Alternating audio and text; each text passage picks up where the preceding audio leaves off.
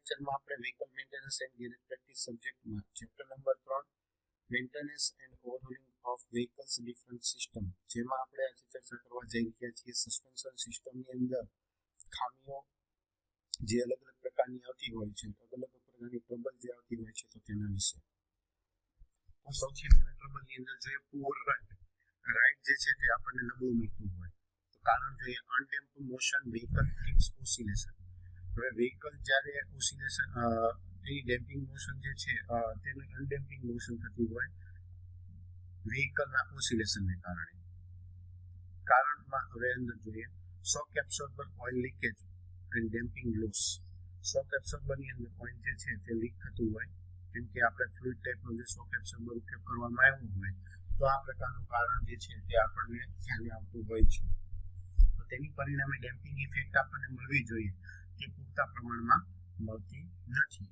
તો રેમેડીઝની અંદર કહેવામાં આવે છે રિપ્લેસ ધ શોક એબ્સોર્બર, એટલે કે શોક એબ્સોર્બરને બદલી દેવું. નેક્સ્ટ આવે છે વર્ન આઉટ બુશિસ.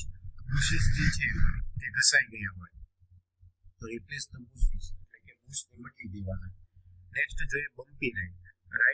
જ્યારે આપણે વ્હીકલમાં મુસાફરી કરી રહ્યા હોય ત્યારે ઝાટકા લાગતા હોય તેવો અનુભવ થાય છે. તો લેવલિંગ વાલ્વ માલફંક્શન, જે લેવલિંગ વાલ્વ જે છે તેની અંદર કોઈ પણ પ્રકારની ખામી આવી હોય તો service the levelling valve, servicing valve જે છે તેને સર્વિસ કરવાનો, લેવલિંગ વાલ્વની સર્વિસ કરવાની. નેક્સ્ટ આવે છે incorrect liver positioning.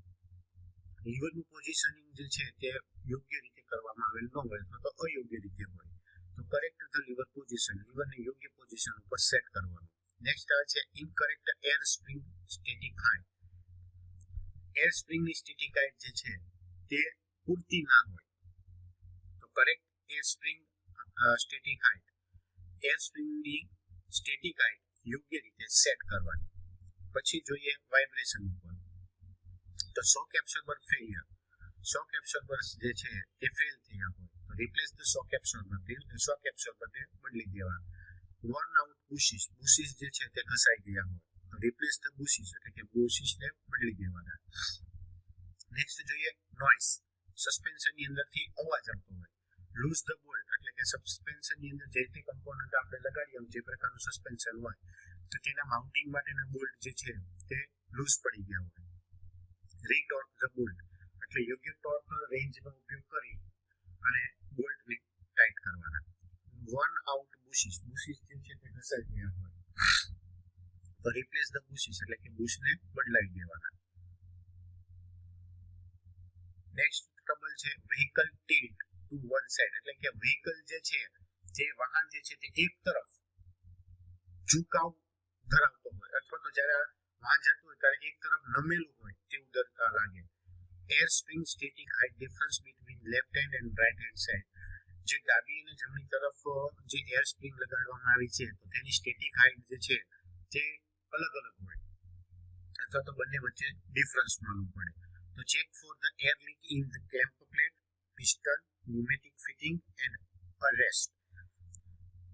Clamp plate, piston અને ન્યુમેટિક ફિટિંગ કે જે જગ્યાએથી આપણે એર ટાઈપ સસ્પેન્શન સિસ્ટમ લગાડેલી છે તો તેની અંદર એર લીક થાય છે કે કેમ તેના માટે ચેક કરવામાં આવે છે.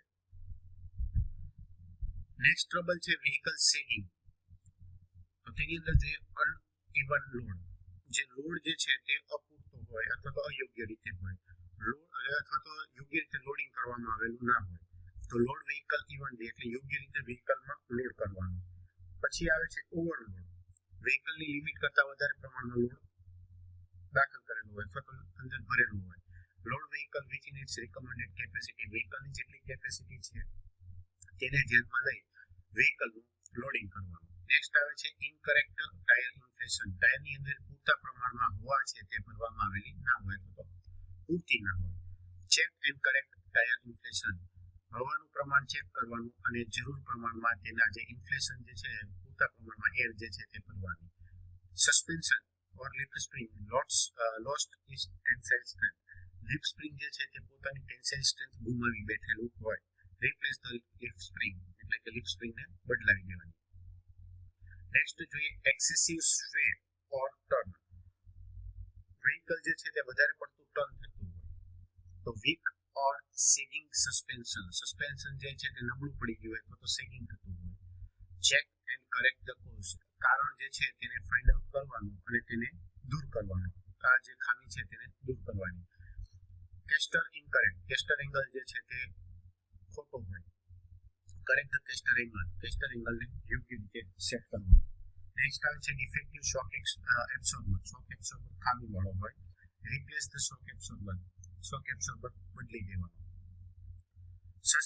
નેક્સ્ટ ટ્રબલ છે સસ્પેન્શન પોપિંગ ઓર બોટમિંગ આઉટ. સસ્પેન્શન જે છે તે ઉપરથી નીચેની તરફથી આઉટ થતું હોય, યોગ્ય રીતે સેટ ના થતું હોય તો ડિફેક્ટિવ શોક એબ્સોર્બર ખામી વાળો હોય તો રિપેર ઓર રિપ્લેસ, તેની અંદર ખામી કયા પ્રકારની છે તે ચેક કરી અને જો રિપેર થતી હોય તો તે રિપેર કરવાનું, નહીં તો બદલી નાખવાનું. વ્હીકલ ઓવરલોડેડ, વ્હીકલ જે છે તેની અંદર વધારે પ્રમાણમાં લોડ કરવામાં આવેલું હોય.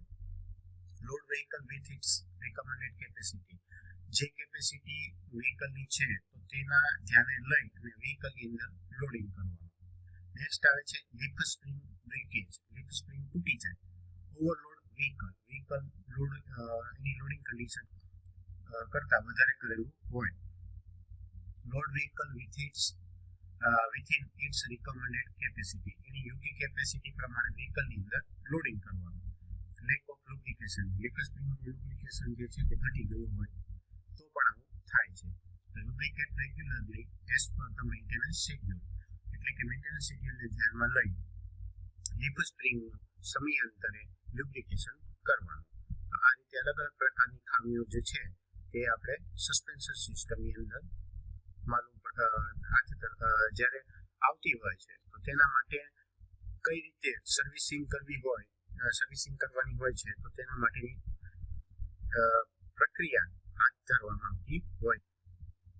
હવે આગળ જોઈએ lubrication of the leaf spring, એટલે કે લીફ સ્પ્રિંગની અંદર કઈ રીતે લુબ્રિકેશન કરવામાં આવે છે તેના વિશે. Leaf spring are widely use in commercial heavy vehicle, heavy commercial vehicle જે છે તેની અંદર મોટા પ્રમાણમાં આપણે લીફ સ્પ્રિંગનો સસ્પેન્શન તરીકે ઉપયોગ કરીએ છીએ. Leaf spring are made of the strip of the metal assembly by the U clamp and firmly held by the center bolt. Leaf spring જે છે તે અલગ અલગ લંબાઈ માટેની જે મેટલ સ્ટ્રીપ જે છે કે જેને યુ ક્લેમ્પની મદદથી એકબીજાની સાથે જોડવામાં આવે છે અને સેન્ટર બોલ્ટની મદદથી તેનું સેન્ટર જે છે તે મેન્ટેન કરવામાં આવતું હોય છે. Material use for the leaf spring are manufactured from the silicon manganese steel with the microstructure of uniform temper martensite. Leaf spring માટે સામાન્ય રીતે જે મટીરીયલનો ઉપયોગ કરવામાં આવે છે તો મેન્યુફેક્ચરર દ્વારા તેમાં સિલિકોન મેંગેનીઝ સ્ટીલનો ઉપયોગ થાય છે અને તેની સાથે તેમાં જે માર્ટેનસાઇટ જે છે તેને યુનિફોર્મલી ટેમ્પર કરી અને તેનું જે માઇક્રોસ્ટ્રક્ચર જે છે તે પણ તેમાં ઉપયોગમાં લેવાતું હોય છે. Leaf spring are mounted with the one end hanging end shackle pin and other is fix. Leaf spring જે છે તે વ્હીકલની અંદર એક છેડા ઉપર ફિક્સ માઉન્ટેડ કરવામાં આવેલી હોય છે, જ્યારે તેનો બીજો છેડો જે છે તે શેકલ પિનની મદદથી હેંગિંગ થતું હોય, એટલે કે લીફ સ્પ્રિંગ જે જરૂરિયાત જાઉન્સ અને રિબાઉન્ડ વખતે તેની લેન્થની અંદર વેરિએશન મળે તો તે પૂરતા પ્રમાણમાં પ્રોવાઈડ કરવા માટે શેકલ પિન જે છે તે પણ તેના એક છેડા ઉપર લગાડવામાં આવતી હોય છે. For the long and better service life of leaf spring, it is necessary to lubricate it regularly as per the maintenance schedule of the vehicle. વ્હીકલની અંદર જે આપણે લીફ સ્પ્રિંગ ઉપયોગ કરીએ છીએ સસ્પેન્શન માટે તો તે પોતાનું કામ લાંબા સમયગાળા સુધી સારી સર્વિસ પ્રોવાઈડ કરે તો તેના માટે તેને મેન્ટેનન્સ શેડ્યુલ મુજબ વ્હીકલના મેન્ટેનન્સ શેડ્યુલ પ્રમાણે સમયાંતરે lubricate કરવી જરૂરી બનતી હોય છે. Leaf spring remain under heavy load condition when the vehicle is moving or without load. જ્યારે vehicle લોડ કન્ડિશન કે લોડ વિના ગતિ કરી રહ્યું હોય તો એ વખતે લીફ સ્પ્રિંગ ઉપર હેવી લોડ કન્ડિશનની અંદર કામ કરતી હોય છે. Due to the friction and dirt and other foreign matter adhering to the leaf spring, there is possibility of the rust formation of the leaf spring. હવે લીફ સ્પ્રિંગ ઉપર dust છે કે બીજા કોઈ પણ ફોરેન મેટર જે છે તે ત્યાં જમા થાય તો અને જ્યારે જે બે મેટલ સ્ટ્રીપ વચ્ચે ફ્રિક્શન થતું હોય તો તેની વચ્ચે ગેપ વધે એટલે ત્યાં તે દાખલ થતા હોય તો આવા સમય આવા કારણોસર જે લીફ સ્પ્રિંગ છે તો તેનું કાટ લાગવાની સંભાવનાઓ જે છે તે વધી જાય છે. Two prevent this and ensure the long and better service life of leaf spring, it is necessary to lubricate the leaf spring. એટલે કે લીફ સ્પ્રિંગ ની અંદર કાટ લાગતો અટકાવવા માટે અને તે પોતાનો કામ તેની સર્વિસ જે છે તે લાંબો સમય દરમિયાન સારી રીતે પ્રોવાઈડ કરે તે માટે તેને લુબ્રિકેટ કરવી પણ જરૂરી બનતી હોય છે. For the lubricating the leaf spring, semi-solid lubricant is used. Generally, grease is used. આથી લીફ સ્પ્રિંગને લુબ્રિકેટ કરવા માટે સેમી સોલિડ લુબ્રિકન્ટ એટલે કે નહીં લિક્વિડ એટલે નહીં સોલિડ એટલે તો તેવા પ્રકારના લુબ્રિકન્ટનો ઉપયોગ કરવામાં આવે છે. અને સામાન્ય રીતે ગ્રીસ જે છે તે લીફ સ્પ્રિંગના લુબ્રિકેશન માટે ઉપયોગમાં લેવાતું હોય છે. Refer the vehicle service manual for the recommended grease to be used.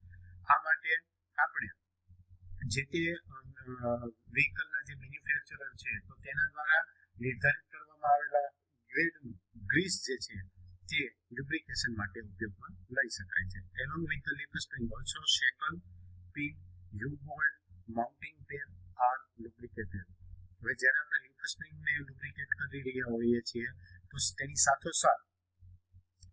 સાથે જે માઉન્ટિંગ પેડ લગાડવામાં તેને જે જગ્યાએ માઉન્ટિંગ કરવામાં આવે છે તો તે માઉન્ટિંગ પેડ તેની સાથે યુ-બોલ્ટ, શેકલ પિન આ બધા છેડાઓને સાથોસાથ લુબ્રિકેશન પણ કરવામાં આવતું હોય છે.